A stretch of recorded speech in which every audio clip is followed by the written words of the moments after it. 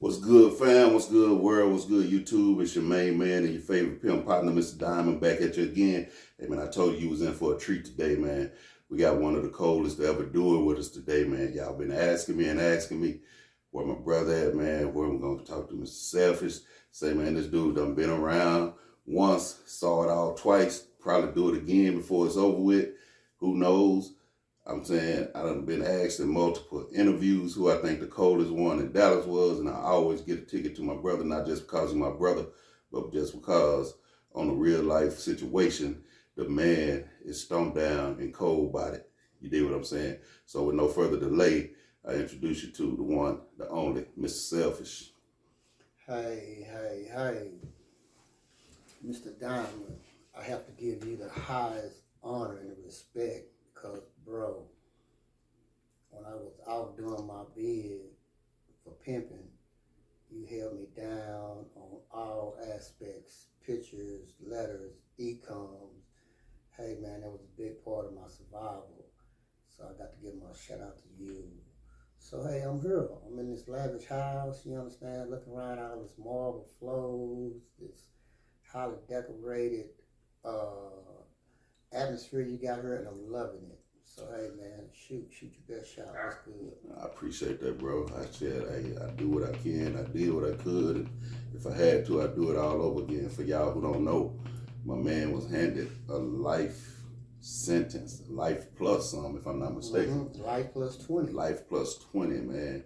And one of the few, very few niggas to give that shit all back. He did 10 on it, 10 calendars on that shit, man. And look, right here in the world right now. So if you believe in God, if you believe in Allah, whoever you believe in, trust me, whatever you see, however you see it, it works. It's living proof right here.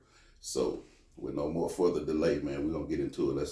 Let's learn about Mr. Selfish, man. Y'all gonna see a whole lot more of him, you dig? This is gonna be the co-anchor to the show on Call For It All. Y'all already know about Ask a Pimp. It's still gonna be an original game production. It's still gonna be Ask a Pimp, but it's gonna be on Call For It All. So that means we're gonna broaden the horizons and we're gonna talk about a whole lot of shit. But today, we're talking about the one and only Mr. Selfish. So let's go back before we get to the 10. Let's go back, Mr. Selfish, and let them know, man. See, a lot of people didn't know you back in the early days. Like, tell us a little bit about, we know from South Dallas to Oak Cliff to North to West Dallas and shit.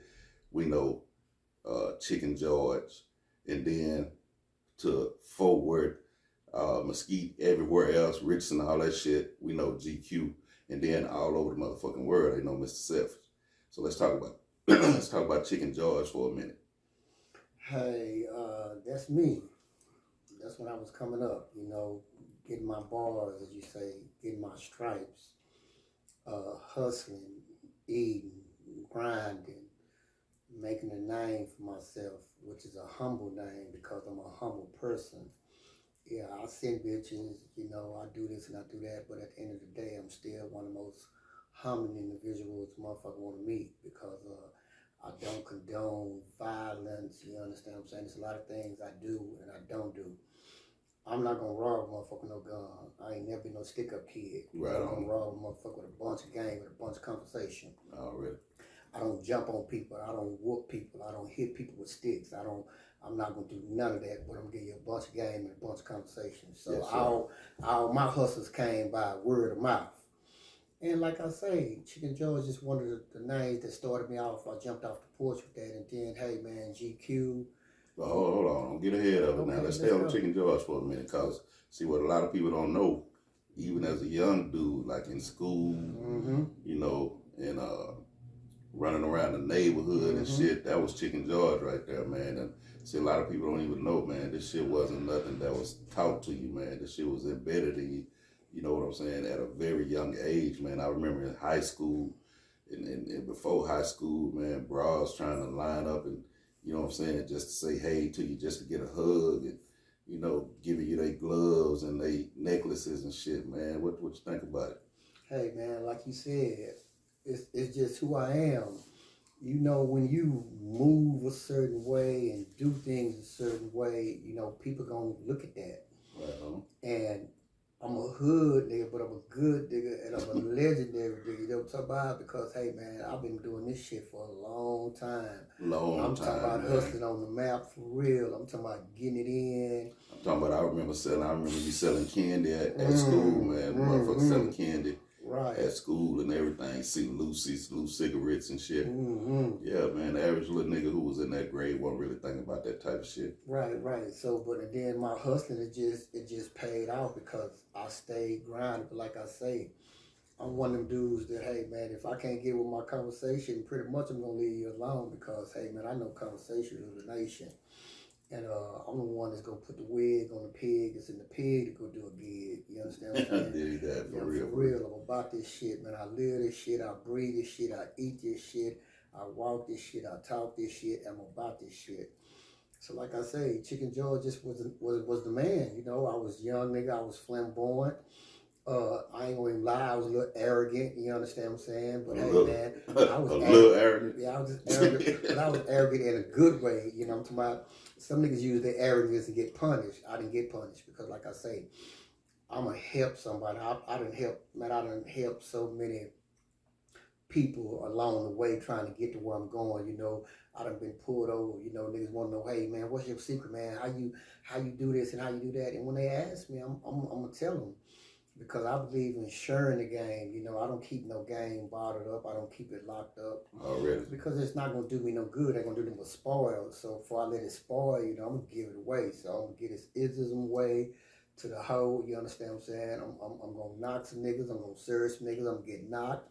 I'm going to play the game fair. And it just is what it is. But like I say, I just been grinding like since a little bitty nigga.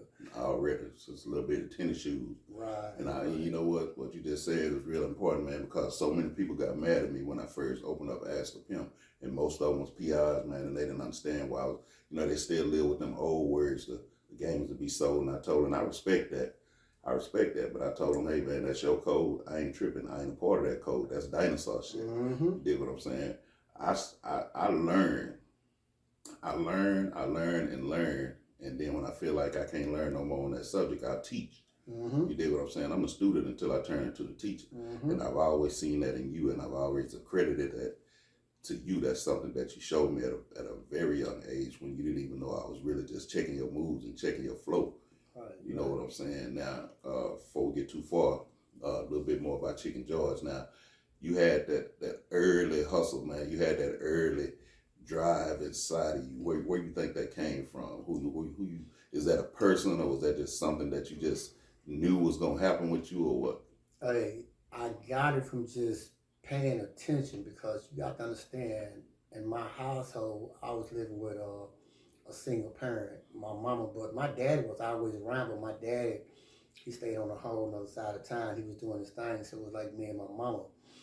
And when you living with a stumped down ass, cold blooded, I'm talking about go get it every morning type female, you have to take notice. My mama, she worked all her life hard, but I didn't want to do what she did because it seemed like she worked too hard. But I'm just saying, I watched her grind. I mean, we never wanted for nothing. We ain't never been on Section 8. We ain't never been on food stamps. She worked. And just by me watching her shit, that's why I got the attitude that, hey, man, if I want something, I'm going to have to go out and get it. So my best gift that I always had was the gift of gab. You understand what I'm saying?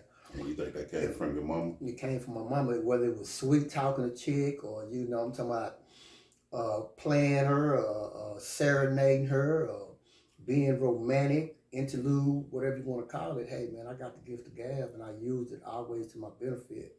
So, like I said, if I hadn't seen it come from my mama, I'd probably been cut from another cloth. But then, like I say, she just gave me so much game about how to approach certain things, how to do certain things. But now, she didn't know exactly what I was doing, but just watching her inspired me to say, hey, man, shit, she was a female, and I seen my mama do a whole bunch of tricks for some change and just get it how she lived. And shit, I went right behind her, and I'm a man. I'm an alpha, so I got it like I live. I played the same game she played. I just played on a bigger level and like on a hierarchy. But like I say, if it wasn't for her, you know, ain't no telling what I would have did. And like I say, So my mom and daddy, they lived a square life. They were square people. They went to work, got a check, you understand? Clocked in 8 hours, sometimes working overtime.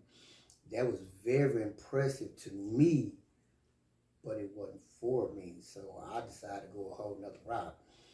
I've been hustling, eating off the land. I'm talking about hustling, eating off the bitch, hustling and eating off the game, everything I always do. And hey, man, I'm for the game. Believe that. I'm talking about 2023. The game is live and ever, and I'm still for the game because I still see some good in the game. But I hear people always talking about, man, the game has changed. Of course, it got to change. Everything changed. Yeah, man. shit, you gonna change too. If you was 9, you gonna be 12 one day. So you gonna change. So everything has to change and evolve. So yeah, you just have to know how to change. you gotta get in where you fit in. So I love the game right now. I love all this punk faggot shit going around here with these old punk faggot ass bitches. There's a lot of them too, boy. Man, I'm talking about I love these old non-pimpish boyfriend pimps. I mean, hey man, it's all part of the game. But I'm not knocking none of it because hey man, one thing about me, I done graduated to the level. Hey man, to get on my level, hey man, you gotta be one of these cold as ice and harder than diamond. So you got to know what you're doing. Man, you got to run through some summers to get them selfish numbers. Right on. Man, I can dig it, man.